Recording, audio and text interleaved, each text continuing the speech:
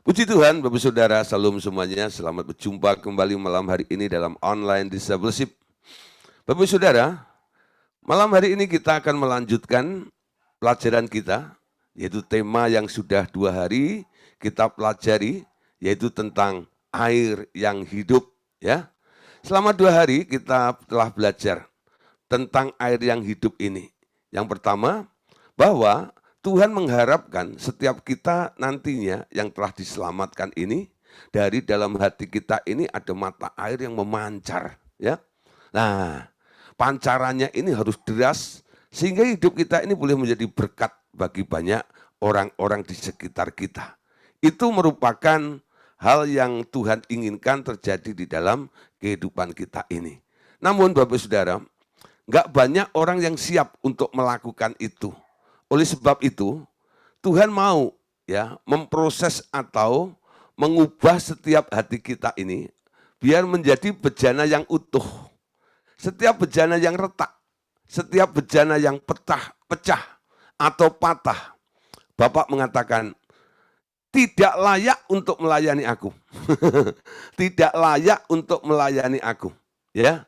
Jadi Bapak Saudara, yang hari ini masih terus berkecimpung atau berkutat di daerah sakit hati, kecewa, luka, dan gak beres-beres, malam hari ini mulai belajar. Sampai kapan aku luka terus? Sampai kapan aku kecewa terus?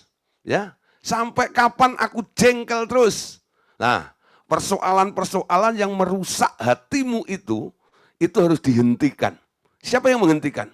Bukan Tuhan. Yang menghentikan adalah Anda. Amin. Tuhan hanya membantu. Kalau Anda mau berhenti, Anda tidak mau luka, Anda tidak mau kecewa, Anda tidak mau merasa jengkel dan sebagainya. Nanti Tuhan akan memproses dalam kehidupan Anda. Memberikan kekuatan kepada Anda. Kalau perlu, Tuhan akan membuang perkara-perkara atau hal-hal yang membuat Anda jengkel, marah, kecewa, dan sebagainya. Amin. Nah, dimulai dari kita. Malam hari ini coba setelah Zoom meeting malam hari ini, mulai berkata dalam diri sendiri ya, aku tidak mau marah, aku tidak mau jengkel, aku tidak mau kecewa. Ya, nah, kalau disodorin oleh si iblis dengan didatangkan orang-orang yang menjengkelkan, mengecewakan Anda, nah itu grace testernya, ujiannya. Katanya kamu nggak mau marah, buktikan. Ya, katanya kamu nggak mau jengkel, buktikan. Katanya kamu nggak mau kecewa, buktikan. Amin. Ketika kita sudah beres di bagian ini, lah nanti Bapak dengan sukacita akan memakai setiap kehidupan kita untuk menjadi bejana kemuliaannya yang menyalurkan kemuliaan Allah, kedahsyatan Allah di dalam hidup kita ini. Amin. Dimulai dari pemulihan hidup kita masing-masing. Amin. Nah, saudara, setelah dipulihkan oleh Allah, pastikan Anda sekarang punya hati yang baru. Amin. Hati yang baru. Nah, malam hari ini kita akan belajar ini. Apa sih hati yang baru itu? Bapak Ibu Saudara, penggantian hati dengan yang baru itu adalah proses yang amat mudah seharusnya. Amin. Coba ya, katakan sangat mudah. Penggantian hati dengan yang baru adalah proses yang amat mudah seharusnya. Amin. Nah, kenapa? Begini saudara ya, kalau Anda punya perabot elektronik gitu ya, error terus, ya tahu, suka hang, ya tahu, kadang-kadang tahu-tahu mati dan sebagainya. Lalu Anda tanya sama teman Anda, tuh handphone saya kok kayak begini tuh. Udah saya bawa ke bengkel berapa kali, terus kambuh lagi gitu ya. Nah, terus waktu terbuang, duit terbuang dan sebagainya. Akhirnya teman Anda bilang ini, ada solusinya satu. Ya, itu harus dilem biru, betul ya? Nah, tahu dilem biru? Dilempar beli yang baru. Dilempar beli yang baru ya. Nah, itu istilah yang sering digunakan tuh. Kadang-kadang buat guyonan gitu ya. Itu handphone kamu yang kayak begitu tuh. Itu sudah saatnya dilem biru ya. Dilempar, beli yang baru. Perhatikan saudara ya. Asal ada duitnya, betul nggak ya? Lalu Anda beli, handphonemu langsung bagus bukan? Ketiga saudara. Daripada di servis, di bengkel itu, mungkin kelihatannya teratasi sebentar. Tapi kambuh lagi. Kadang-kadang toh kalaupun bisa diatasi, nggak maksimal. Amin. Nah, caranya gimana? Kalau diganti yang baru, itu tinggal tukar saja. Amin. Yang lama Anda buang atau diluain, ya dijual second, mungkin harganya tinggal 100 atau 200 ribu, lalu Anda beli handphone 4 juta, 5 juta gitu ya. Wah gitu ya, handphonemu jadi canggih seperti itu ya. Nah mungkin sudah kategori handphone 5G, wow 5 juta udah dapat seperti itu. Nah saudara, Anda punya handphone canggih, Anda punya handphone yang baru yang nggak error di situ. Nah saudara, makanya Bapak berkata di sini, ternyata penggantian hati dengan yang baru itu adalah proses yang amat mudah seharusnya. Bagaimana dibilang mudah? Karena Bapak yang berkata seperti ini, dia juga yang menyediakan spare part-nya, yaitu hati yang baru itu. Asal Anda mau mengganti hati lamamu dengan hati yang baru, Bapak akan memberikan, nih hati yang baru itu. Singkirkan hati yang lama tersebut. Amin. Nah, jadi harus dimulai dengan sikap ya. Bila sebuah hati sudah mulai terluka, bahkan terluka dengan sangat parah sekali, gantikan saja dengan yang baru. Proses ini telah kujanjikan, kata Allah Bapak, lama sekali. Aku adalah dokter ahli dalam bidang itu. Bapak juga mengatakan di sini, aku akan melakukannya bagi siapa saja yang merasa perlu akan sebuah hati yang baru. Nah, malam hari ini, apakah Anda orangnya yang perlu hati yang baru tersebut? Kenapa tadi saya ajak memuji Tuhan? Hati yang baru kau berikan. Amin. Nah, untuk mengingatkan Bapak Saudara, dia sangat mengasihi Anda. Sehingga dia punya niat. Orang-orang yang sedang mengalami kesulitan dalam hidup karena masalah hati ini, sekarang aku sediakan buat mereka. Yaitu hati yang baru. Pertanyaannya adalah, apakah Anda butuh apa yang disediakan oleh Allah itu atau tidak? Itu yang paling penting. Kalau Anda membutuhkannya dan Anda datang kepada Bapak, hati yang baru itu akan otomatis menjadi bagian Anda. Amin. Nah, saudara, kenapa harus diganti? Karena hati manusia yang lama itu sudah rusak sama sekali. Karena sudah terkontaminasi dengan dosa. Ya, dihasilkan dari Adam yang telah berdosa itu. Nah, virusnya itu ada di dalam hati yang lama itu. Dan hati yang lama itu ternyata tidak dapat direparasi lagi.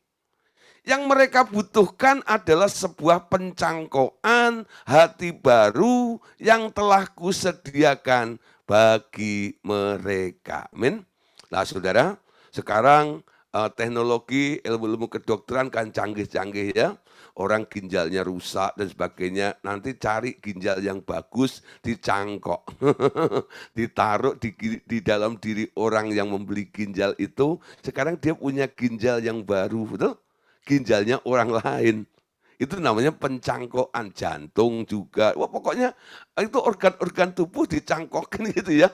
Nah ada yang menjual organ tubuhnya, nah lalu dicangkokkan ke penderita atau orang yang mengalami kerusakan dalam organ-organ tertentu tersebut. Nah saudara, tentang hati itu juga sama. Ya, Bapak mau hati yang lama itu gitu, nggak bisa diperban-perban atau direparasi gitu, enggak. Itu harus dibuang, lalu diganti dengan hati yang baru itu. Nah, saudara, jadi kerinduan Anda akan membuat Allah Bapa sebagai ahli bedah itu, dokter di atas segala dokter ini, dia akan melakukan dengan tepat di dalam kehidupan kita semuanya. Amin. Nah, orang yang berjalan dengan hati lama, biasanya begini. Orang yang berjalan dengan hati lama, mereka akan mengalami banyak sekali sakit penyakit. Orang seperti itu merepotkan aku terus, ya. Jadi ini Bapak curcol nih ceritanya, curhat, ya. Orang yang berjalan dengan hati lama, mereka akan mengalami banyak sekali sakit penyakit. Dan orang tipe model seperti itu, kata Allah Bapa, orang seperti itu merepotkan aku terus menerus. Itu membocorkan energi tubuh Kristus dari waktu ke waktu. Bapak Ibu Saudara, ya, saya hamba Tuhan, saya juga seorang konselor, ya. Saya kadang-kadang, ya, merasa, aduh, gitu ya, sampai kapan ngurusin orang seperti itu? Ya, siapa yang pernah, ya, Anda itu ada orang yang datang terus kepada Anda minta didoain, minta ditolong ini dan itu segala macam gitu ya. Bukan Anda nggak mau menolong, bukan. Tapi Anda kasihan, bukan? Ini orang kok nggak selesai-selesai masalahnya ya? Kok nggak selesai-selesai masalahnya? Nah, saudara, kadang-kadang, saudara, walaupun kita tetap melayani seperti itu, dalam hati kecil kita itu, sampai kapan ya seperti ini? Ya, orang-orang seperti itu kata Allah Bapa merepotkan tubuh Kristus.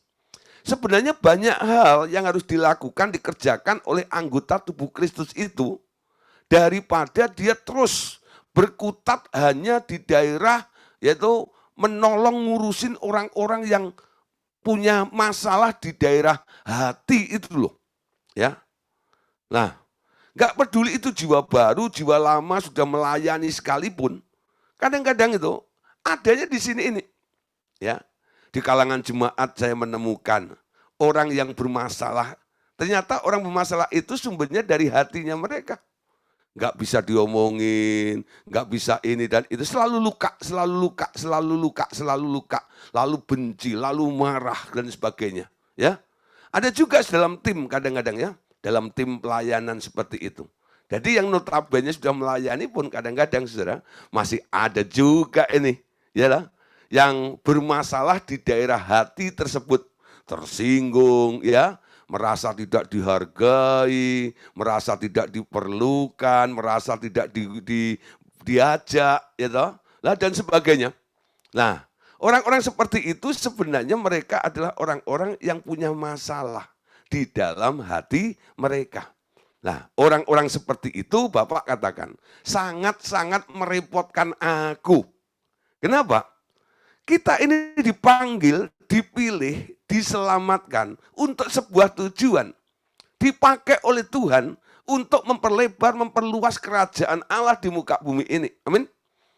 Bagaimana Anda bisa menjadi sarana alatnya Tuhan kalau Anda uplek terus di daerah sakit hati itu? Masalah hati Anda tersebut. Ya. Nah, saudara, oleh sebab itu, ya, kita harus cepat bangkit, ya, dari semua perasaan-perasaan hati yang luka tersebut itu. Bapak berkata sekali lagi, benar anakku, aku membutuhkan waktu juga untuk mendirikan tubuh Kristus yang sehat dan berkuasa di bumi ini. Kenapa? Bapak yang maha kuasa itu membutuhkan waktu. Bukan Bapak itu nggak bisa bekerja dengan kuasanya, tapi karena anggota-anggota tubuh Kristus itu belum siap karena mereka masih luka di dalam hati mereka sendiri. Ya, nah di sini Bapak berkata, aku harus melakukan penggantian hati ini secepat-cepatnya.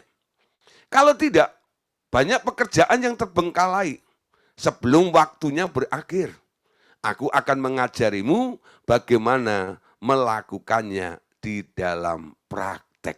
Ya, nah saudara, jadi sebentar kita akan melihat banyak hal yang Tuhan mau kerjakan di dalam kehidupan kita ini. Sebagai hamba-hamba Tuhan, ketika Anda menghadapi orang-orang yang bermasalah di dalam hati itu, Tuhan akan memberikan hikmatnya untuk Anda bisa menolong mereka dengan segera. Kenapa? Karena waktunya singkat. Ini hari-hari akhir, saudara.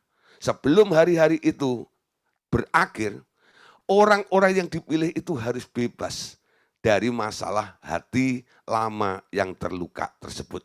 Yuk kita lihat di dalam Yeskiel pasal 11, ayat 19 sampai ayat yang ke-20. Aku akan memberikan mereka hati yang lain dan roh yang baru di dalam batin mereka. Juga aku akan menjauhkan dari tubuh mereka hati yang keras dan memberikan mereka hati yang taat, supaya mereka hidup menurut segala ketetapanku dan peraturan-peraturanku dengan setia. Maka mereka akan menjadi umatku dan aku akan menjadi Allah mereka.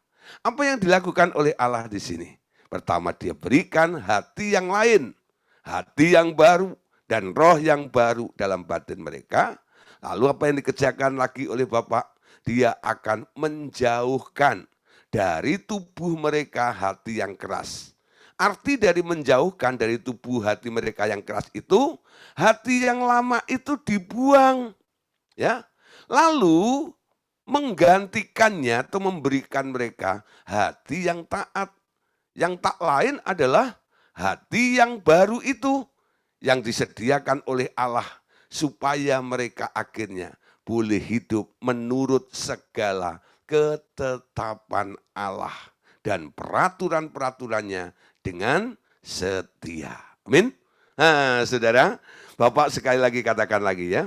Anakku, aku akan melakukan perkara-perkara besar dalam daerah ini. Aku hendak mengajarkan engkau tentang pencangkokan hati ini. Bukan hanya menyembuhkan hati seseorang, tetapi menggantinya secara total. Nah, jadi saudara, kalau Anda menangani orang-orang yang bermasalah di daerah hati ini, hati yang lama itu jangan Anda perbaharui, enggak. Atau Anda perbaiki, tidak. Hati yang lama itu harus disingkirkan dari orang itu, lalu ajak orang itu untuk menerima tawaran daripada Allah Bapa, yaitu tentang keinginan Allah Bapa untuk memberikan hati yang baru itu kepada mereka. Amin. Nah, saudara, lalu cangkokkan dalam hidup mereka. Sekarang kamu sudah punya hati yang baru. Hati yang baru itu cara beroperasinya berbeda, sistemnya berbeda, ya. Meresponnya juga berbeda. Kalau hatimu yang lama itu, kalau digosipin, Anda manyun gitu ya. Nah, hati yang lama tidak, hati yang baru tidak. Itu hati yang lama, ya. Kalau nanti Anda disakitin, Anda marah, itu hati yang lama, betul? Tapi hati yang baru beda, saudara. Hati yang baru itu responnya beda sekali. Karena disebut hati yang lembut. Hati yang keras itu punya sifat menolak. Coba ya, kalau Anda lempar bola ke tembok, betul? Apa yang terjadi? Mental balik ya. Mental balik itu namanya menolak. Dia nggak mau terima. Hati yang lama itu jenis dan sifatnya seperti itu. Setiap apapun yang masuk ke dalam dia, ya, menuju kepada hati itu selalu ada unsur menolaknya. Kalau itu dirasakan tidak menguntungkan dirinya, dia selalu akan menolak. Itu hati yang lama. Tapi hati yang baru tidak. Hati yang baru itu seperti spons, lembut, ya. Setiap benda yang jatuh ke hati yang baru itu selalu nempel. Bahkan kalau air masuk ke spons itu ya, itu selalu nyerap ke dalamnya, betul? Enggak ditolak. Itu bedanya hati lama dan hati yang baru. Amin. Jadi hati lama itu kayak batu, ya. Hati yang baru itu seperti spons, tuh ya. Nah, nyedot, ya, menerima, ditampung di situ itu. Nah, saudara bisa mengolah setiap keadaan, ya. Dia tidak langsung menolak begitu saja, ya. Nah, saudara, di sini dibutuhkan kesadaran dari diri kita, ya. Tapi pada saat kesadaran mereka bertumbuh ke arah hadirnya roh anakku, kata Bapak, mereka akan mulai menyadari perlunya mengganti hati mereka yang usang atau hati lama itu dengan yang baru, yaitu yang dibawa oleh benih anakku atau benih Yesus. Bila tidak, hidupnya akan tetap tidak akan berguna bagiku. Ya, Yeskel pasal 36, 25 sampai 29. Ini ayat yang hampir mirip dengan ayat yang tadi. Aku akan mencurahkan kepadamu air jernih yang akan mentahirkan kamu dari segala kenajisanmu dan dari semua berhala-berhalamu. Aku akan mentahirkan kamu, kamu akan kuberikan hati yang baru dan roh yang baru di dalam batinmu, dan aku akan menjauhkan dari tubuhmu hati yang keras. Dan kuberikan kepadamu hati yang taat. Rohku akan kuberikan diam di dalam batinmu, dan aku akan membuat kamu hidup menurut segala ketetapanku dan tetap berpegang pada peraturan-peraturanku dan melakukannya. Dan kamu akan diam di dalam negeri yang telah kuberikan kepada nenek moyangmu. Dan kamu akan menjadi umatku, dan aku akan menjadi Allahmu. Aku akan melepaskan kamu dari segala dosa kenajisanmu. Aku akan melepaskan kamu dari segala dosa kenajisanmu, dan aku akan menumbuhkan gandum serta memperbanyaknya, dan aku tidak lagi mendatangkan kelaparan atasmu. Ya, nah saudara, jadi ini diulang tadi Yeskel 11, ini Yeskel pasal 36. Nah saudara, kenapa sampai ditulis berulang-ulang kali ini? Ini karena penting sekali, ya. Hati yang baru itu akan menjadi sangat lembut, saudara. Hati yang baru itu akan menjadi sangat-sangat penurut terhadap perintah-perintah Allah.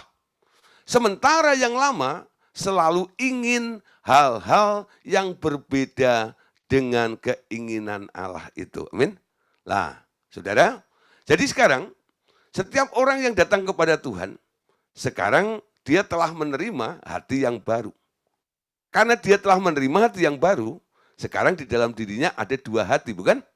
Nah, untuk sementara, ketika dua hati itu ada bersama-sama di dalam diri seseorang, semakin sering orang itu mau mendengar suara hati anakku atau suara Tuhan Yesus, mereka akan bertumbuh dengan cepat dalam anugerah. Ya, akan tiba saatnya ketika hatinya yang lama menolak firman-Ku dan enggan untuk mendengar suaraku lagi, saat itu ia berhenti tumbuh, bahkan cenderung merosot lagi. Ya, nah saudara, jadi ada tipe orang dia. Yang pertama, orang yang condong kepada Tuhan, mau dengar suara Tuhan, mau dengar nasihatnya Tuhan Yesus, mau dengar nasihatnya Roh Kudus. Orang-orang yang mau dengar nasihatnya Tuhan, mendengar suara Bapa dan Roh Kudus itu, mereka nanti akan mulai bertumbuh dengan cepat dalam anugerah itu. Tapi beda dengan orang-orang yang tidak mau mendengar. Mereka cenderung merosot lagi, lalu mulai menggunakan hati yang lama lagi. Ya, nah, bila seseorang memakai hati yang lama dan yang baru itu berganti-ganti, ya, kadang-kadang pakai lama, kadang-kadang pakai yang baru, karena punya dua hati kan, akan selalu terjadi banyak kebingungan. Tapi mereka yang hatinya mengasihi aku dengan kuat akan mampu membedakan hati mana yang sedang mereka pergunakan pada suatu waktu. Nah, saudara, dari penjelasan ini memudahkan kita untuk membuang hati yang lama, bukan? Dari tadi mungkin Bapak Saudara berpikir, Pak, cara membuang hati lama itu gimana? Ya, cara membuang hati lama itu bagaimana? Nah saudara, sesuatu yang Anda hargai, sesuatu yang masih Anda gunakan, nah itu nanti yang akan bertahan di dalam hidup Anda. Tapi ya, sesuatu yang Anda terus abaikan, lama-lama nanti akan mati sendiri. Lama-lama nanti akan hilang sendiri. Betul? Nah, sekarang kita mulai melatih. Setiap hari Anda mau gunakan hati yang baru atau Anda gunakan hati yang lama? Karena ada orang juga yang mereka kolaborasi nih. Nah, kadang-kadang baru, kadang-kadang lama, ya. Nanti kalau hal-hal yang kira-kira tidak menjatuhkan harga dirinya dan sebagainya gitu ya, lalu dia bisa apa ya, bertahan ada di situ, menggunakan hati barunya, ya. Tapi kalau sudah merasa terinjak-injak, gitu, muncul dia gunakan hati lamanya.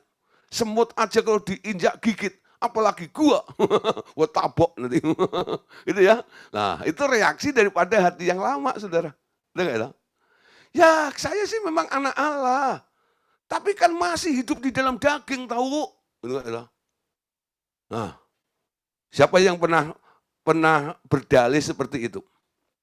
Eh? Siapa yang pernah berdalih seperti itu? Betul nggak ya?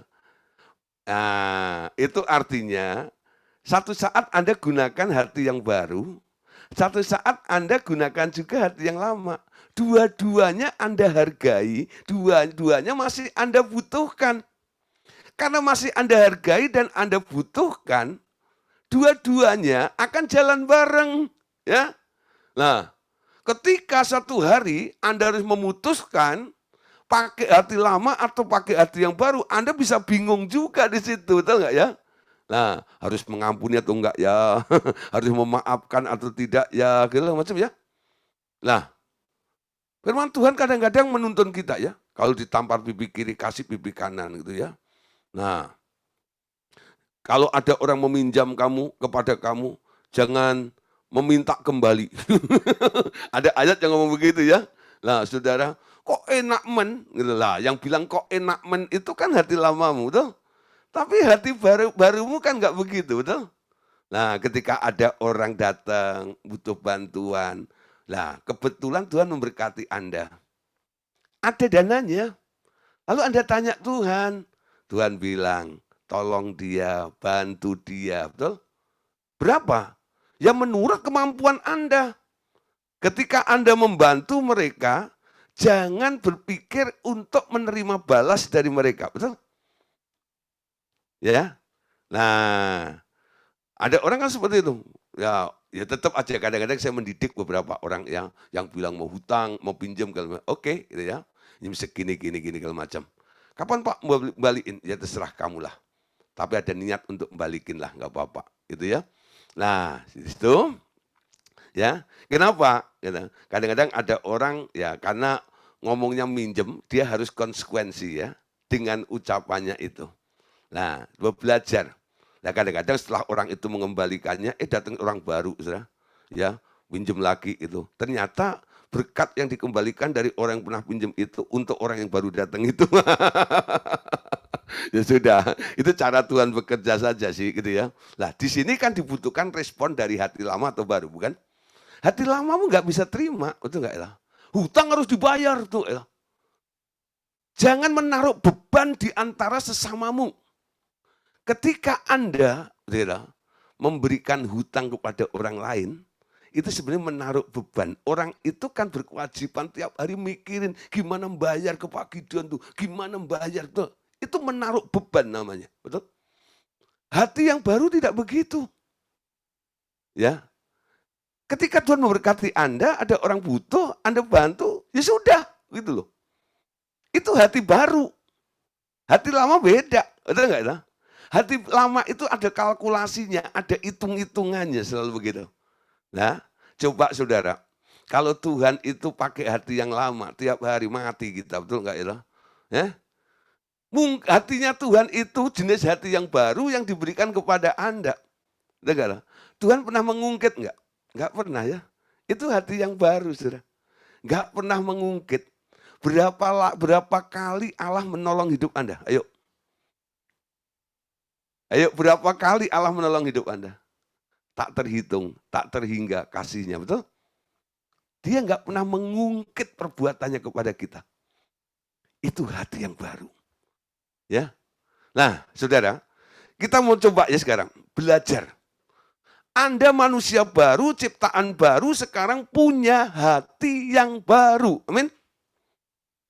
Hati baru ini beda reaksinya dengan hati yang lama. Amin. Sifatnya seperti spon yang nyerap itu loh. Tapi kalau hati lama itu selalu menolak, selalu berontak, betul? Apalagi kalau dia nggak suka. Nah, itu pasti dengan cepat dia akan tolak.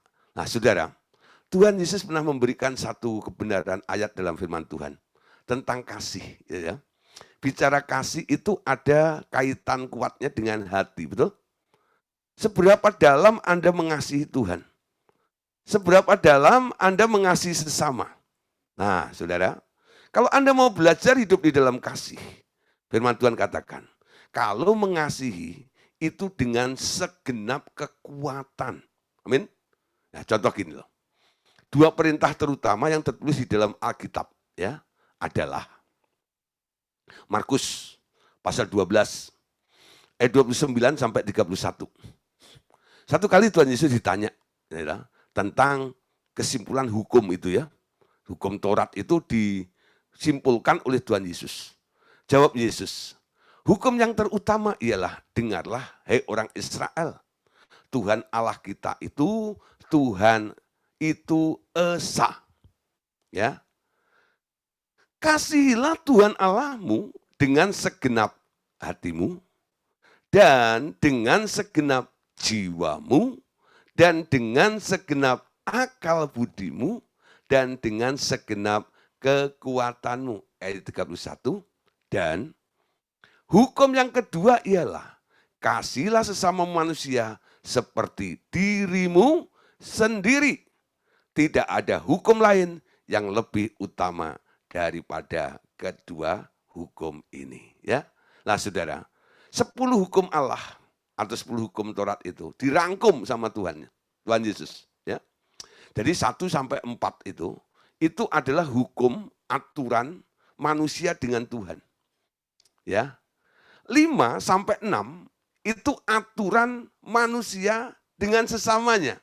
Coba ya, dalam 10 hukum itu yang pertama adalah jangan ada padamu Allah lain di hadapanku. Ya, yang kedua, jangan membuat patung dan sujud menyembahnya. Lalu yang ketiga, jangan menyebut nama Tuhan dengan sembarangan, sia-sia. Yang keempat, hormatilah dan kuduskanlah hari Sabat. Betul? Nah, 1 sampai 4 itu hubungan manusia dengan Tuhan, bukan? Nah, sekarang yang kedua, yang dirangkum oleh Tuhan tentang sesama. Apa itu? 5 ya. Hormatilah orang tuamu supaya lanjut umurmu. Amin. Yang keenam, jangan membunuh. Yang ketujuh, jangan berzina. Yang 8, jangan mencuri. 9, jangan saksi dusta. 10, jangan mengingini milik barang orang lain. Jadi Tuhan Yesus merangkum tentang kasih ini. Yang pertama, kalau kamu mengasihi Allahmu, dikatakan ini, kasihilah dia dengan segenap hatimu. Ya, bukan setengah hati. Segenap hatimu. Dengan segenap jiwamu. Dengan segenap akal budimu dan dengan segenap kekuatanmu. Baik hati, jiwa, akal budi, dan kekuatan diawali dengan kata segenap, segenap, segenap, segenap. Amin. Penuh, utuh. Mengasihi, ya. Mengasihi Tuhan Allahmu dengan segenap hatimu seperti itu. Nah, saudara, sekarang perhatikan di sini, ya. Bapak berkata, sekarang, kau telah mengerti bahwa ternyata tidak seorang pun didapati mampu melakukan kedua perintah utama itu dengan sempurna. Siapa yang bisa mengasihi Allah dengan segenap tadi? Belum ada, ya. Belum ada yang bisa seperti itu. Lalu Bapak bilang, kecuali anakku Yesus. Ia saja satu-satunya yang mampu melakukan kedua perintah utamanya itu. Ya. Oleh karena itu, Tuhan Yesus menegaskan kepada murid-muridnya, kalau kamu mengasihi Allah, kasihlah dengan segenap hatimu, ya, jiwamu, akal budimu, dan kekuatanmu. Jadi Yesus ini bukan berteori. Dia menekankan kepada murid-muridnya untuk melakukan, berbuat seperti itu karena dia sudah melakukannya. Betul? Dengan segenap hatinya, dengan segenap jiwanya, dengan segenap kekuatan dan akal budinya. Ya, total. Itu yang dilakukan oleh Tuhan Yesus untuk Bapaknya itu. Ya. Itu nyawanya, ya, diberikan kepada Bapaknya. Hidupnya, waktunya, semua diberikan untuk Bapaknya. Kalau ditanya, atas dasar apa engkau melakukan semuanya itu? Ini semua karena Bapakku. Betul nggak? Jadi hidup ini karena Dia, betul? Kenapa Anda bekerja? Pasti alasan pertama sih, ya aku butuh duit, makanya aku bekerja. Siapa di sini yang pernah menjawab, kenapa kamu bekerja? Ya karena Bapak suruh saya bekerja. Ya, nah, segala sesuatu karena Bapak. Betul nggak ya? Karena Anda berpaut dengan Dia. Karena Anda punya hati yang baru yang selalu taat dan nurut akan perintahnya. Betul? Kemana, di mana, kapan saja. Betul nggak ya? Itu semua bukan karena Anda mau, bukan. Tapi Anda ada di dalam kemauan Allah di dalam hidup Anda. Itu namanya mengasihi Dia dengan segenap hati itu. Amin. Nah, saudara, mengapa tak seorang pun yang mampu sekarang? Karena hati manusia sudah tidak murni lagi. Hati mereka diisi dengan keinginan-keinginan daging yang selalu ingin dipuaskan. Ya, yang selalu ingin dipuaskan. Nah, saudara, kalau motivasi Anda cuma satu, memuaskan hatinya Bapak. Saya yakin saudara, ini akan memagari. Supaya hati nuranimu tidak tercemar dengan keinginan-keinginan yang lain, kecuali Bapak. Amin. Nah saudara, menyenangkan Allah. Ya, menyenangkanmu, senangkanmu. Hanya itu loh, kerinduanku. Loh ya. Walaupun baru kerinduan. Ya. Tapi kan hanya itu, artinya apa? menyenangkanmu, hanya itu kerinduanku. Satu perkara saja. Asal Tuhan senang, itu cukup bagiku. Bagaimana kita bisa menyenangkan hatinya Allah? Cuman satu. Kalau Anda menangkap perintahnya dan melakukannya. Ya. Kadang-kadang kita berpikir, kalau aku bisa berbuat ini, kalau aku bisa berbuat itu, nanti Tuhan senang. Enggak, saudara. Belum tentu. Bahkan dalam Matius pasal 7, ada orang yang bernubuat, ada orang yang menyembuhkan orang sakit. Akhirnya Tuhan bilang apa? Nanti aku akan berterus terang. Nyah, hei pembuat kejahatan. Artinya apa? Apa yang Anda lakukan seolah-olah untuk Tuhan, tak layak bagi Dia. Tak berkenan bagi Dia, betul? Pastikan apa yang Anda lakukan, itu ada di dalam kontrolnya Tuhan. Ini karena Tuhan mau, amin. Nah, buat apa kita sudah buang energi, itu enggak itu? Doa semalam-malaman, gitu. Yang perkara-perkara rohani lah. Tapi munculnya ide Anda sendiri. Bukan karena Anda disuruh oleh Tuhan. Nah itu beda lagi ya. Sampai ke kampung-kampung menginjil ini dan itu. Karena kemauan Anda sendirilah gitu loh. Ya. Lalu Anda klaim perbuatan Anda di hadapan Tuhan. Ternyata jawaban Tuhan apa? Aku nggak kenal engkau. Tapi kan aku yang memberitakan Injil sampai pelosok-pelosok itu. Ya, siapa yang suruh? Hah? Siapa yang suruh? Coba saudara. Kalau Anda melakukan hal tersebut, lalu Anda lapor pada bos Anda, lalu jawabannya seperti itu. Aduh, gitu. Siapa yang suruh? Saya pikir bos nanti seneng ya kalau saya melakukan ini itu. Enggak, saudara. Aku lebih seneng kalau kamu ngerti isi hatiku, lalu kamu melakukan apa yang aku perintahkan. Itu yang aku suka. Amin. Itu yang aku suka.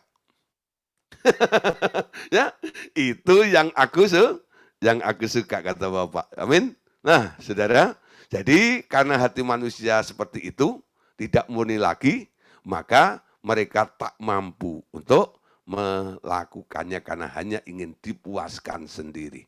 Nah, saat engkau menemukan seseorang yang mengalami luka batin yang nampaknya tak tersembuhkan lagi, beritahukan kepadanya tentang hati yang baru yang telah kusediakan. Dan ajak dia menerima pemberianku ini. Hatiku, hati anakku, atau boleh kau katakan, ini adalah kopi dari hati anakku. Maka hati anakku itu akan mulai berfungsi di dalam dia. Ya. Tadi dikatakan hanya Yesus. Kecuali anakku Yesus. Ia saja satu-satunya yang mampu melakukan kedua perintah utama, yaitu mengasihi dengan segenap hati. Nah saudara, ajak semua orang yang kita jumpai, ya, supaya mereka menerima ya, hati yang baru itu. Hati yang baru itu ternyata adalah kopi daripada hatinya Tuhan Yesus. Ya, kopi daripada hatinya Tuhan Yesus. Mirip persis. Siapa yang pernah fotokopi KTP gitu? Pernah ya? Mengurus SIM, mengurus apa gitu, Anda fotokopi KTP ya. Nah, yang di dalam KTP asli Anda itu fotonya siapa? Foto tetangga? Bukanlah. Foto Anda bukan, foto tetangga. Itu namanya KTP tetangga. KTP Anda kok, betul nggak ya? KTP Anda itu fotonya foto Anda ya. Alamat rumahnya rumah Anda bukan? Namanya nama Anda bukan? Tanda tangannya tanda tangan Anda bukan? Nah, ketika difotokopi ya, memang tidak berwarna sih, gitu ya. Hitam putih, tapi Anda masih bisa mendeteksi bukan?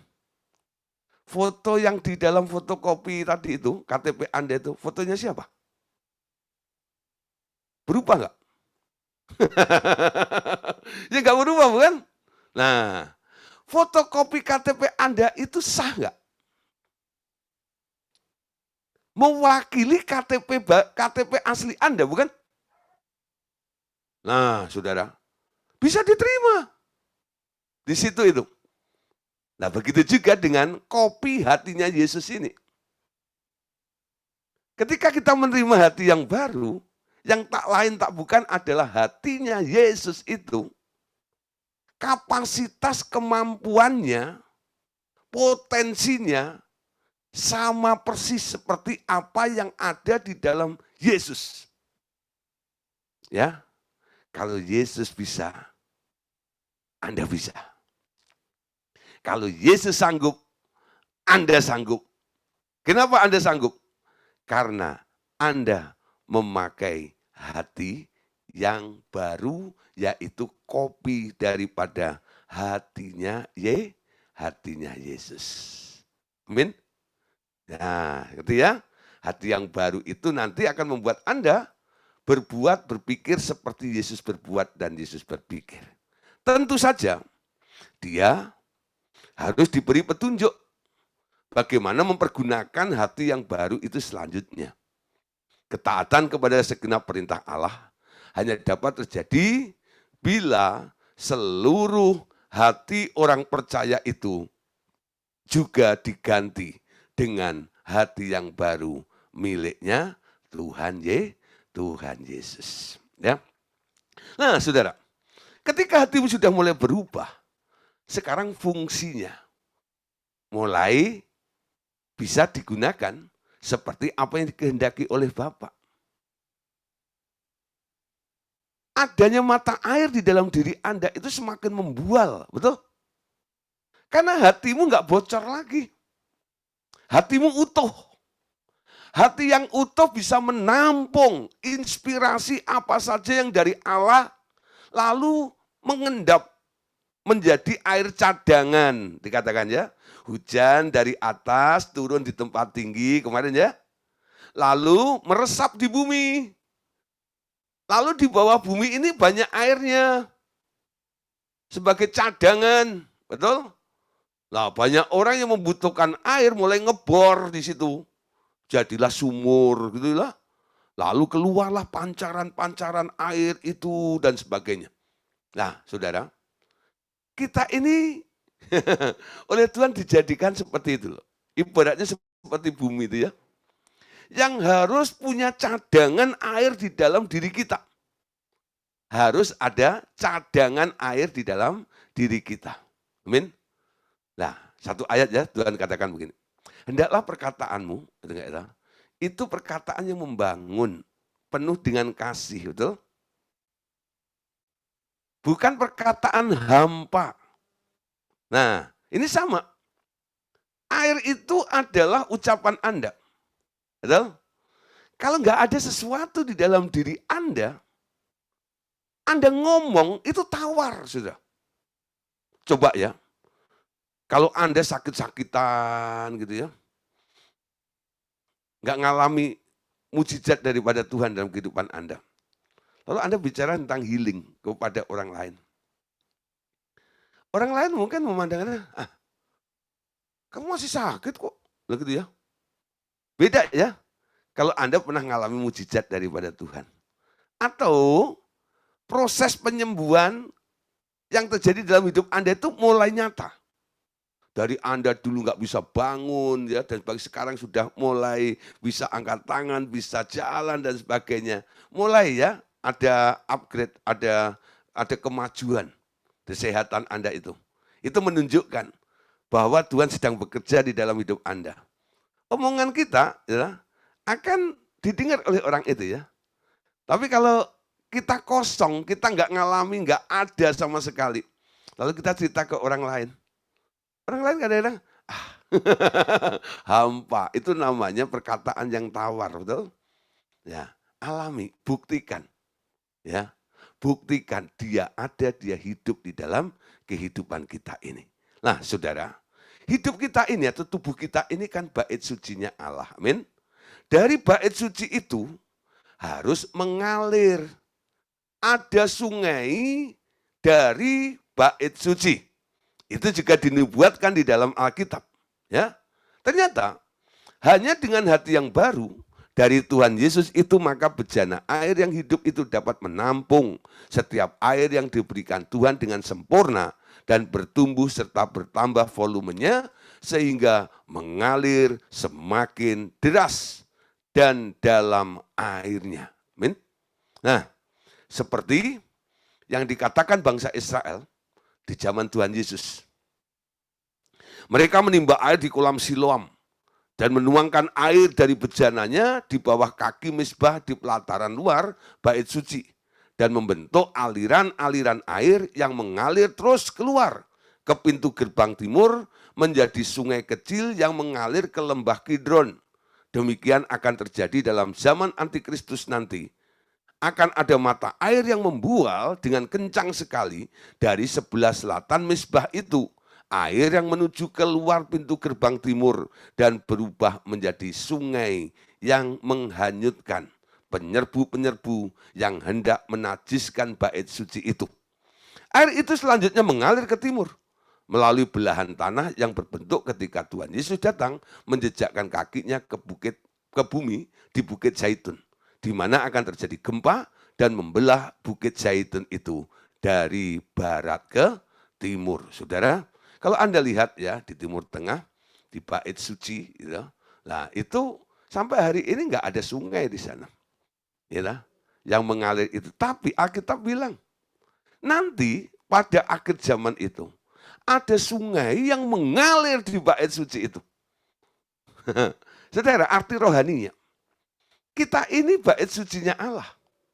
Dari dalam bait suci itu harus ada aliran air hidup yang mengalir, yang disebut sungai-sungai itu. Ya, Zakaria 14 ayat 4 dan ayat 5, perhatikan di sini. Pada waktu itu kakinya akan berjejak di Bukit Zaitun yang terletak di depan Yerusalem di sebelah timur ya. Jadi ini kedatangan Tuhan Yesus kali kedua ya. Jadi kedatangan yang pertama ya itu mengangkat dulu ya orang-orang percaya. Kedatangan yang kedua itu 3,5 tahun yang kedua dia menjejakkan kakinya bukitnya di Zaitun itu ya. Nah, Bukit Zaitun itu akan terbelah dari timur ke barat sehingga terjadi suatu lembah yang sangat besar. Setengah dari bukit itu akan bergeser ke utara dan setengah lagi ke selatan. Maka tertutuplah lembah gunung-gunungku sebab lembah gunung itu akan menyentuh sisinya. Dan kamu akan melarikan diri seperti kamu pernah melarikan diri oleh karena gempa bumi pada zaman Uzia, Raja Yehuda. Lalu Tuhan Allahku akan datang dan semua orang kudus bersama-sama dia. Ayat 6 dan 8. Maka pada waktu itu akan ada lagi udara dingin atau keadaan beku. Tetapi akan ada satu hari. Hari-hari itu, satu hari itu diketahui oleh Tuhan. Dengan tidak ada pergantian siang dan malam. Dan malam pun menjadi siang. Pada waktu itu akan mengalir air kehidupan dari Yerusalem. Setengahnya mengalir ke laut timur dan setengah lagi mengalir ke laut barat. Hal itu akan terus berlangsung dalam musim panas dan dalam musim dingin. Nah saudara, kitab Zakaria itu menubuatkan akan adanya aliran nanti sungai yang keluar mengalir dari bait suci itu. Ya. Nah sekarang nubuatan Daniel. Daniel 9 ayat 26 sampai 27. Sesudah ke-62 kali 7 masa itu, ia disingkirkan seorang yang telah diurapi, padahal tidak ada salahnya apa-apa. Maka datanglah rakyat seorang raja memusnahkan kota dan tempat kudus itu. Tetapi raja itu akan menemui ajalnya dalam air bah. Ya. Dan sampai pada akhir zaman akan ada peperangan dan pemusnahan seperti yang telah ditetapkan. Raja itu akan membuat perjanjian itu menjadi berat bagi banyak orang selama 1 kali 7 masa. Pada pertengahan 7 masa itu ia akan menghentikan korban sembelian dan korban santapan. Dan di atas sayap kekejian akan datang yang membinasakan sampai pemusnahan yang telah ditetapkan menimpa yang membinasakannya itu. Ya, ini bicara tentang nanti masa kesusahan ya. Nah, setelah ke 3,5 tahun berikutnya, kedua, nah disitulah bangsa Israel itu tidak boleh lagi menyembah Yahweh. Ya, nah disitu menghentikan penyembahan mereka kepada itu. Tapi menjadi pertanyaan di sini sudah ada kata air bah di sini ya. Maka datanglah rakyat seorang raja memusnahkan kota dan tempat kudus itu, tetapi raja itu akan menemui ajalnya dalam air bah. Seolah-olah ayat ini berbicara bahwa raja itu yang menemui ajalnya oleh karena diterjang oleh air bah itu. Saudara, dalam makalah kita ini ada catatan ya. Kita buka dulu catatannya di sini. Nah, dari sini kita akan bisa mendapatkan penjelasannya. Perhatikan, dalam terjemahan New King James Version, sesudah kalimat maka datanglah rakyat seorang raja memusnahkan kota dan tempat kudus itu. Kalimat ini diakhiri dengan sebuah titik. Ya, jadi kalimat ini diakhiri dengan sebuah titik. Baru mulai kalimat kedua. Tetapi raja itu akan menemui ajalnya dalam air bah. Dan sampai pada akhir zaman akan ada peperangan dan pemusnahan seperti yang ditetapkan. Ya, nah terus atau sebenarnya lebih tepat kalau seluruh ayat itu berbunyi Daniel 9:26 sampai 27. Sesudah ke-62 kali 7 masa itu akan disingkirkan seorang yang telah diurapi, padahal tidak ada salahnya apa-apa. Maka datanglah rakyat seorang raja memusnahkan kota dan tempat kudus itu. Ya, maka datanglah rakyat seorang raja memusnahkan kota dan tempat kudus itu. Ya, akhir dari semua itu ialah akan terjadi sebuah banjir. Dan telah ditetapkan bahwa perang itu akan berakhir dengan kehancuran. 27. Namun dia akan menetapkan sebuah ikatan janji atau covenant dengan orang banyak selama 7 tahun. Tetapi pada pertengahan dari 7 tahun itu ia akan menghentikan korban sembelihan dan korban santapan. Dan di atas sayap kekejian akan datang yang membinasakan sampai pemusnahan yang telah ditetapkan menimpa yang membinasakan itu. Ya, jadi kita bisa bagi 3 bagian. Bagian yang pertama, saudara, kalimat itu berbicara tentang kematian Tuhan Yesus yang diurapi. Lalu datangnya Jenderal Titus Flavius Vespasianus yang diutus Kaisar Roma memadamkan pemberontakan orang Yahudi pada tahun 70 dan menghancurkan bait suci. Ya. Bagian yang kedua dikatakan maka datanglah rakyat. Berbicara tentang akhir dari bait suci itu yang akan muncul sebuah mata air besar di atas pelatarannya, ya. Nah, di sini munculnya mata air besar di dalam bait suci itu. Artinya, dari bait suci itu akan memancar mata air yang belum pernah ada dari zaman Abraham mempersembahkan Ishak di Gunung Moria, sampai zaman Salomo mendirikan bait suci di atasnya. Maupun sampai hari ini, mata air itu akan memancar dan menenggelamkan anak buah antikris yang hendak menyerbu dan merebut kembali bait suci yang sudah diduduki oleh Tuhan Yesus itu. Ya. Nah, sekarang bagian ketiganya.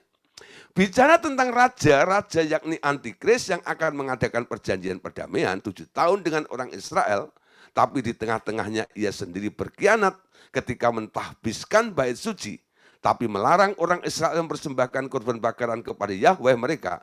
Bagian keempat bicara tentang hadirnya Abadon yang penuh kekejian di atas bait suci.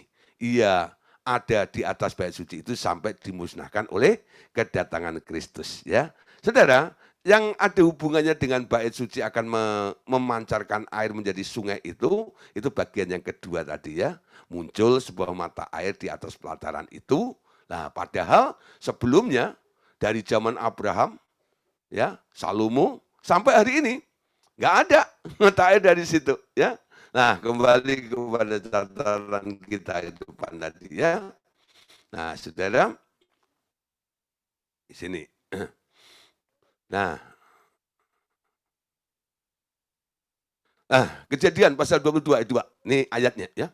Firman-Nya, ambillah anakmu yang tunggal itu yang telah engkau kasih yakni Ishak, pergilah ke tanah Moria dan persembahkanlah dia di sana sebagai korban bakaran pada salah satu gunung yang akan kukatakan kepadamu, ya. Pada zaman ini juga belum ada air di sana, ya. Terus 2 Tawaris 31, Salomo mulai mendirikan rumah Tuhan di Yerusalem di Gunung Moria, di mana Tuhan menampakkan diri kepada Daud ayahnya di tempat yang ditetapkan Daud, yakni di tempat pengirikan Ornan orang Yebus itu. Nah, ketika Salomo mendirikan ini juga belum ada mata air yang mengalir di situ tadi ya. Nah, Wahyu 19 ayat 20, maka tertangkaplah binatang itu dan bersama-sama dengan dia nabi palsu yang telah mengadakan tanda-tanda di depan matanya, dan dengan demikian ia menyesatkan mereka yang telah menerima tanda dari binatang itu dan telah menyembah patungnya. Keduanya dilemparkan hidup-hidup ke dalam lautan api yang menyala. Nah, saudara, Tuhan mengharapkan pancaran itu mulai muncul. Setiap bait sucinya Allah sekarang harus mengalir. Ada aliran air. Amin. Cadangan yang mengalir itu. Nah, saudara, orang yang bisa mengalirkan sesuatu, membasahi sekitarnya, ada sungai di bait sucinya ini, itulah yang disebut hidup berkelimpahan, betul? Kalau orang hidupnya pas-pasan, ya, pas mau ganti mobil ada gitu ya, pas namanya. Pas mau renovasi rumah ada, pas-pasan gitu ya. Nah, mobilnya juga X-Pas dulu gitu ya, S-Pas. Gitu. Nah, pas. Tuhan datang untuk memberikan hidup dan hidup dalam berkelimpahan. Amin. Orang kalau bicara tentang berkelimpahan seperti ini, selalu pikirannya apa? Duit, betul ya? Tidak, saudara. Ya, yang diberikan oleh Allah di dalam hidup kita adalah roh kelimpahan. Amin. Jiwa yang melimpah, pikiran yang melimpah, hati yang melimpah atau hati yang luas. Ya, bukan hanya bicara tentang duit banyak. Ya, kalau orang duitnya banyak tapi hatinya sempit, kaya ben pelit ben pedit namanya. Ya, nah, dia selalu khawatir. Kalau aku nggak pelit, mana bisa aku tambah kaya? Itu kadang-kadang menjadi pola hidup orang kaya. Semakin kaya, semakin pelit. Kenapa? Ya karena dia berpikir, kalau aku nggak pelit, aku nggak kaya. Nah, mereka ambil itu mutu, terus slogan, hemat, pangkal, kaya. Betul? Betul lagi. Hemat, pangkal, kaya. Alkitab kan nggak cerita begitu ya. Ada orang menyebar harta, tetapi bertambah kaya. Ada orang yang menghemat secara luar biasa, tetapi selalu berkekurangan. Amin. Memanage uang itu bagus. Tuhan ajarkan untuk kita tidak boros, ya, untuk tidak sembarangan menggunakan apa yang dipercayakan oleh Tuhan, ya. Nah, tapi menghemat itu bukan idenya Tuhan, ya. Tuhan mau kita kelimpahan. Artinya apa? Orang di sekitar kita akan merasakan apa yang Anda alami bukan untuk diri Anda. Orang lain harus ketularan. Itu namanya berkelimpahan. Amin. Nah, Tuhan mau kita hidup seperti itu. Siapa di sini mau hidup berkelimpahan sekarang? Angkat tangan. Yang mau hidup berkelimpahan. Nah. Oh, semua pengen ya? Yuk kita belajar ya sekarang. Nanti kalau sudah belajar jangan nyesel ya. Angkat tangan. Hidup berkelimpahan. Oke. Hidup berkelimpahan. Wow.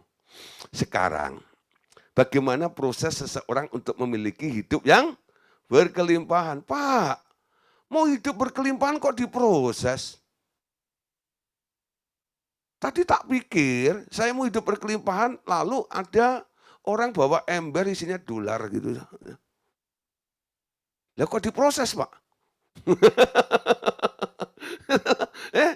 Kok ada prosesnya untuk hidup berkelimpahan tuh gimana? Nah, saudara, ini saya kasih gambar, ada tanda tanyanya, orangnya pegang kepala, si pun pusing. Ya pusing nih. Ya. Waduh, sekarang bagaimana proses seseorang untuk memiliki hidup yang berkelimpahan? Saudara, hidup di duniawi itu hanya pendek saja. Hanya bila hidup itu ditukar dengan hidupnya anakku atau hidupnya Yesus, barulah hidupnya berlanjut terus. Dengan rela kehilangan hidup lamanya, maka barulah ia beroleh hidup yang baru itu. Amin. Nah, hidup seseorang itu ternyata tergantung dari keadaan hatinya. Kalau kau lihat, bila seseorang memiliki hidup, hatinya akan penuh dengan firman Allah. Dan sebaliknya juga, seseorang yang hatinya penuh dengan firman Allah, ia akan memiliki hidup yang berkelimpahan pula. Alkitab nggak bilang kalau orang itu memiliki duit banyak, rumahnya, asetnya banyak, disebut berkelimpahan, tidak. Kalau orang itu memiliki firman, hidupnya berkelimpahan. Amin. Nah, ada nggak firman di dalam dirimu? Rema itu ada nggak di dalam diri Anda? Nah, saudara, sekarang ya, kayak nyesel jadi pertanyaan tadi saya jawab. Angkat tangan ya. Nah, kekuatan itu datangnya dari firman, anakku. Seperti bayi yang minum susu dengan kuat. Mereka akan bertumbuh dengan lebih cepat dan memiliki kekuatan. Tapi Bayi-bayi yang kurang minum susunya tak mampu mengembangkan hidupnya dengan bebas. Benar? Firman itu seperti air. Engkau tahu, dan tak seorang dapat menampung air bila bejana mereka bocor atau retak. Luka batin menyebabkan bejana seseorang bocor, sehingga air itu tidak akan mampu membasuh atau menyembuhkan tubuh maupun pikirannya sendiri. Ada beberapa orang yang minta didoain tentang kesembuhan, tapi nggak pernah berubah, nggak ada kemajuan.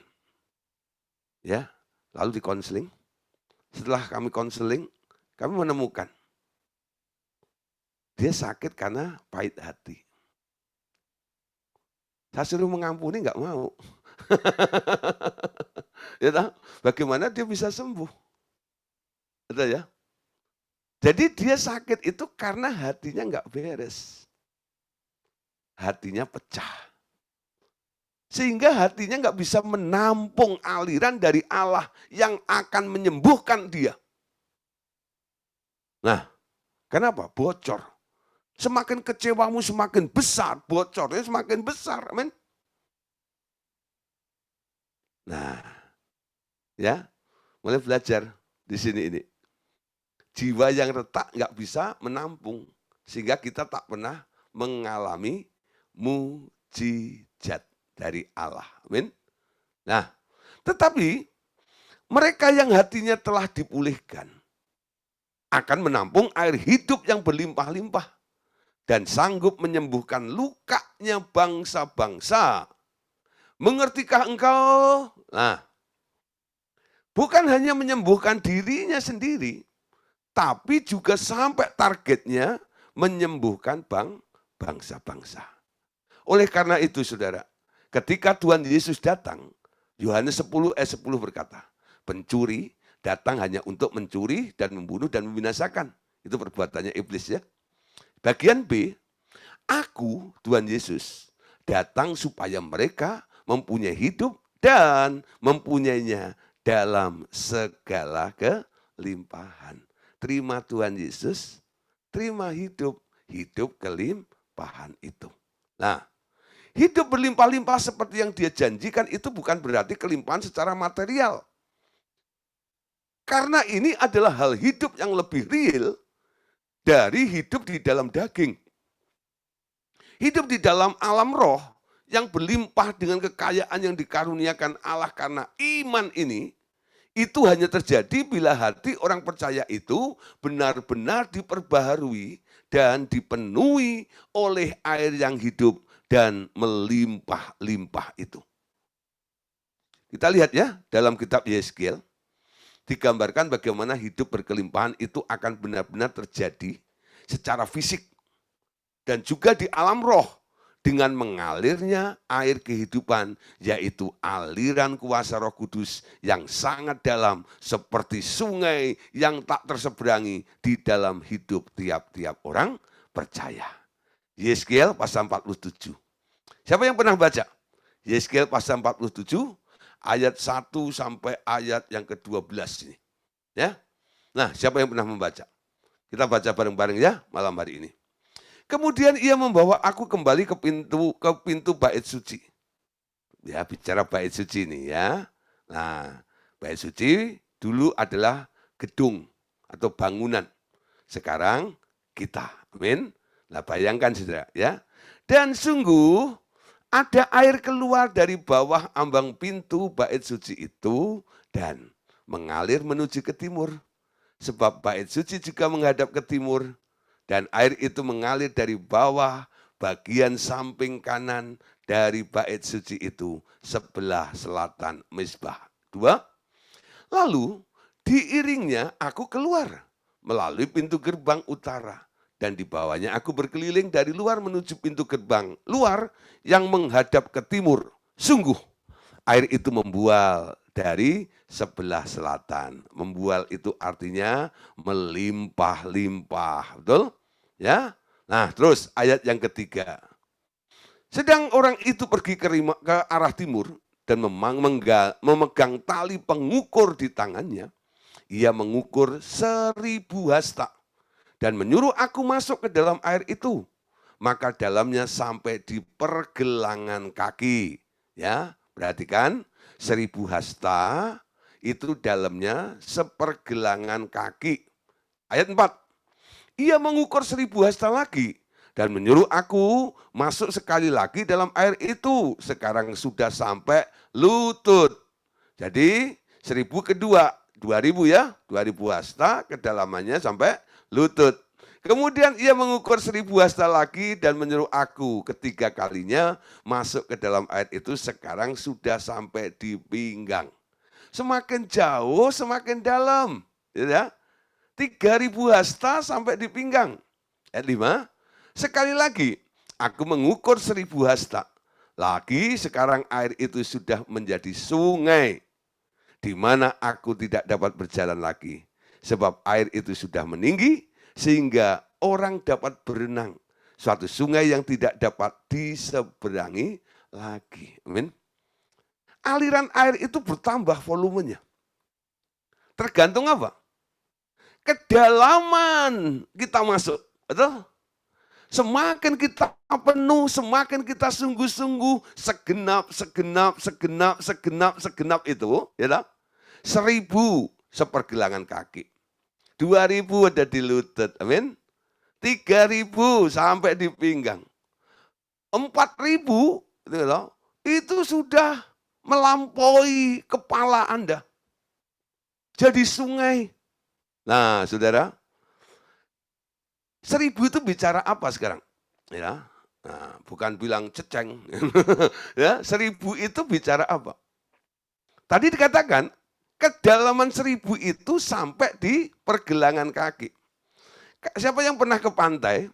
Ya, saya kalau pergi sama tim kadang-kadang pergi ke Tulungagung, Trenggalek gitu. Dan nanti ada satu hari memang saya kosongin.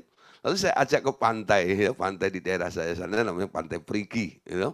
Nah, terus itu ya, Pak siapa itu yang kalau langsung berenang tuh ya. Ada yang lainnya gitu ya. Itu nggak bisa berenang, takut basah gitu. Dia cuma ambil gitu, lari-lari di air yang semata kaki gitu loh. Ketika mereka masuk di air yang semata kaki itu, mereka masih bisa lari kenceng, betul nggak? Masih bisa menentukan arahnya dengan cepat, betul?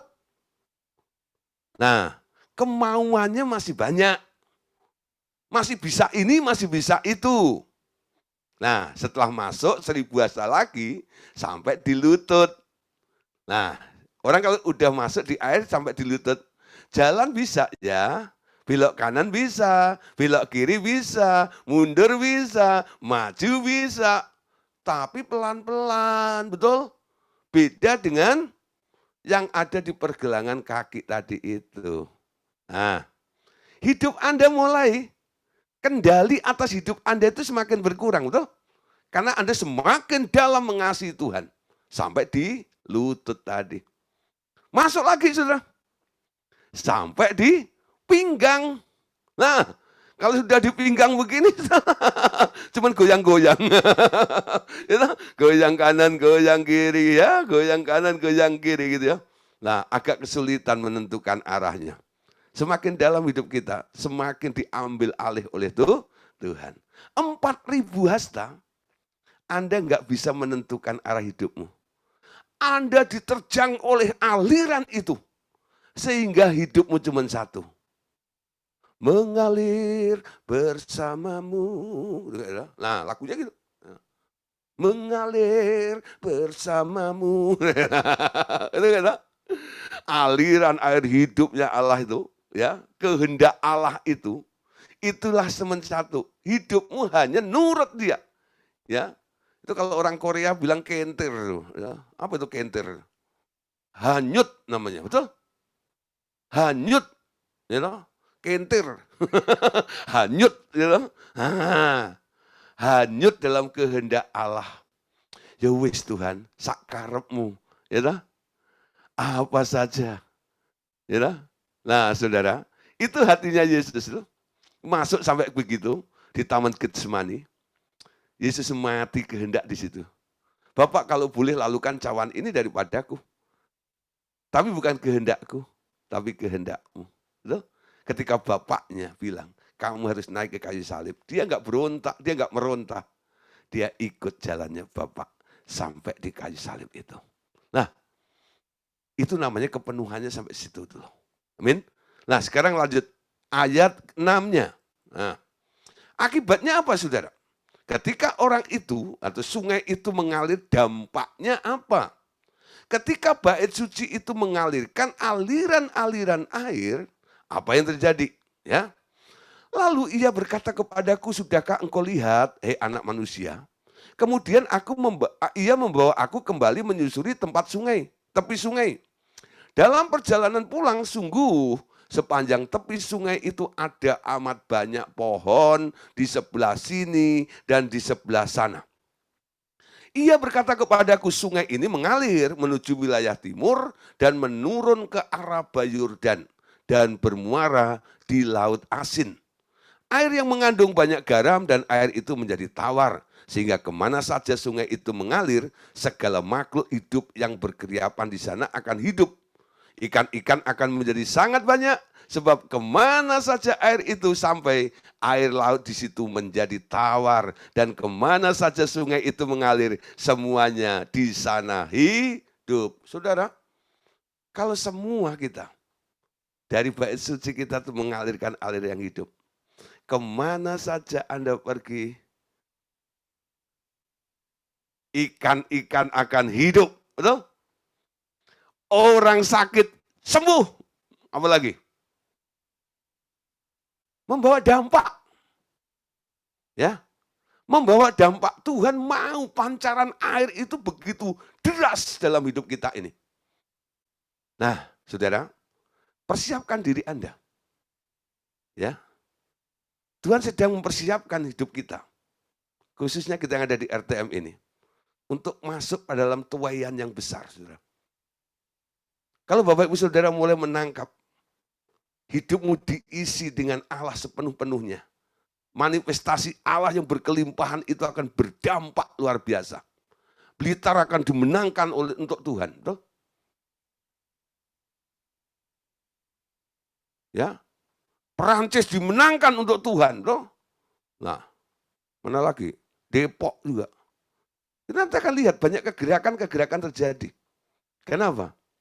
Yang duduk di sini, yang hadir malam hari ini, Anda bait sucinya Allah, dari dalammu ada sungai yang mengalir. Amin. Pancarannya begitu deras. Air itu menyembuhkan, air itu memulihkan dirimu, juga memulihkan orang-orang di sekitarmu. Dampaknya ada. Amin. Syaratnya apa? Benahi hatimu. Bejana hati ini harus utuh. Kalau enggak utuh, airnya bocor. Betul enggak? Nah, kalau airnya bocor, Anda enggak bisa memberikan air itu kepada orang lain. Boro-boro orang lain. Untuk dirimu aja kadang-kadang enggak cukup. Karena apa? Bocor. Betul? Kebocoran-kebocoran hati itu harus bereskan. Terima hatinya Allah. Hati yang baru itu. Ya, nanti akan dampaknya luar biasa. Ayat selanjutnya. Nah, malam hari ini spesial ya. Jadi ini bisa sampai jam 12. Haleluya. Maka penangkap-penangkap ikan penuh sepanjang tepinya, mulai dari En-Gedi sampai En-Eglaim.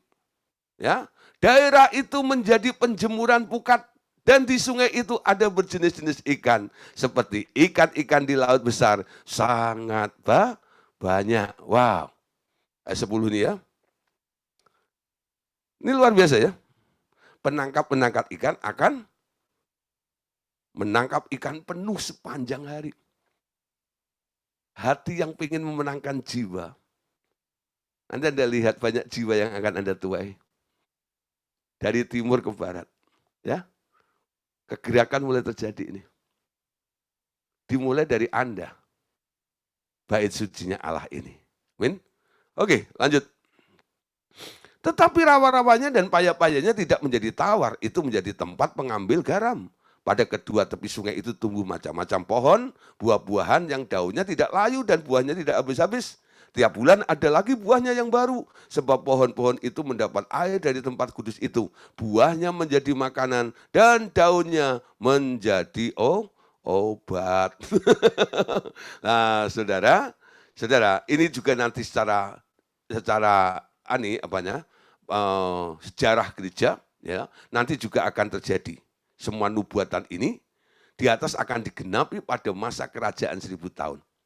Selama itu pula sungai air kehidupan itu akan terus mengalir dan mengubah laut asin atau laut mati itu menjadi laut yang hidup, penuh dengan ikan-ikan dan pohon-pohon yang daunnya menjadi obat di kanan dan kirinya.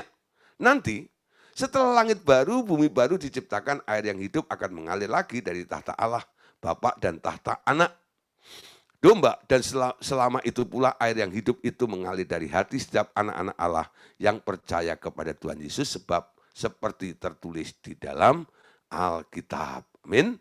Wahyu 22 ayat 2.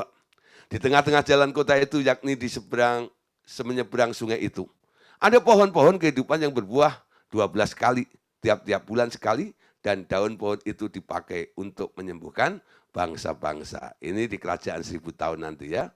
Orang yang hatinya hancur justru akan memperoleh kesempatan mengalami proses penggantian dengan hati yang baru. Orang ini akan memiliki hidup Kristus, life atau nyawa atau kehidupannya Kristus, dan akan memilikinya dengan berlimpah-limpah. Sebaliknya, ada orang-orang yang hatinya menebal dan berat telinganya untuk mendengar dan mengerti kebenaran-kebenaran seperti ini.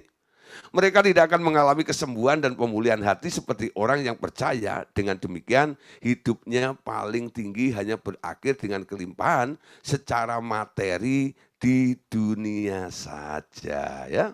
Nah, saudara, kalau gereja-gereja hanya berfokus mengajarkan berkelimpahan secara materi, yaitu jadi orang tipe yang kedua tadi itu. Bisa terjadi. Dan itu memang faktanya seperti itu. Ya. Nah, tapi kita sekarang diajar. Ada yang berkelimpahan yang lebih memiliki nilai kekal di hadapan Allah. Amin. Yaitu hidupnya Kristus di dalam diri kita. Kisah 28 ayat 27. Sebab hati bangsa ini telah menebal dan telinganya berat mendengar. Ya. Telinganya berat mendengar. Nah, dan matanya melekat tertutup, supaya jangan mereka melihat dengan matanya, dan mendengar dengan telinganya, dan mengerti dengan hatinya, lalu berbalik sehingga aku menyembuhkannya. Amin. Saudara, akhirnya ya kita sampai pada titik akhir pelajaran kita malam hari ini tentang air yang hidup. Ya. Kita akan berjumpa lagi nanti hari Senin dengan judul kelanjutan juga, tapi judul baru, yaitu tubuhmu bait sucinya. Amin. Tubuhmu bait sucinya. Ada apa dengan tema itu? Penasaran? Hadir kembali bergabung dalam online discipleship Revival Data Ministry hari Senin nanti. Tuhan Yesus memberkati kita semuanya. Amin. Oke.